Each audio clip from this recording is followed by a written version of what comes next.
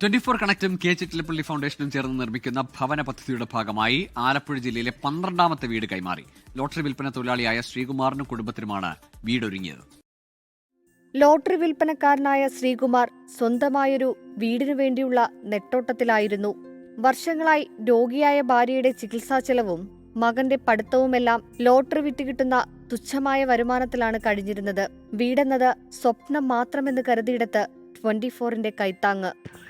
നമുക്ക് ഏറെക്കാലമായി ഒരു ഭവനം വേണമെന്നായിരുന്നു നമ്മുടെ ആഗ്രഹം. അത് 24 ചാനലും ചിറ്റപ്പള്ളി ഫൗണ്ടേഷനും സംയുക്തമായിട്ട് നമുക്ക് ഈ വീട് തന്നതിൽ അതിയായ സന്തോഷമുണ്ട്. 24 Connect regional coordinator Manoj Mavelikkara വീടിന്റെ താക്കോൽദാനം നിർവഹിച്ചു. തെക്കേക്കര പഞ്ചായത്ത് പ്രസിഡന്റ് പ്രിയ വിനോദും സെക്രട്ടറി എസ് നവാസും ചേർന്ന് വീട് തുറന്നു നൽകി. കെ ചിറ്റിലപ്പള്ളി ഫൗണ്ടേഷൻ്റെയും 24 കണക്റ്റിൻ്റെയും നേതൃത്വത്തിൽ 100 വീട് കൊടുക്കുക എന്നുള്ള ഒരു പദ്ധതിയുടെ ഭാഗമായിട്ടാണ് ഈ വീട് ഇവിടെ പണിയെടുപ്പിച്ചിരിക്കുന്നത്. സ്വന്തമായിട്ട് വീടില്ലാത്തവർക്ക് ഒരു സ്വപ്നമാണ് സ്വന്തമായിട്ടൊരു വീട്. അത് ഇവിടെ പ്രാവർത്തികമായിരിക്കുകയാണ്.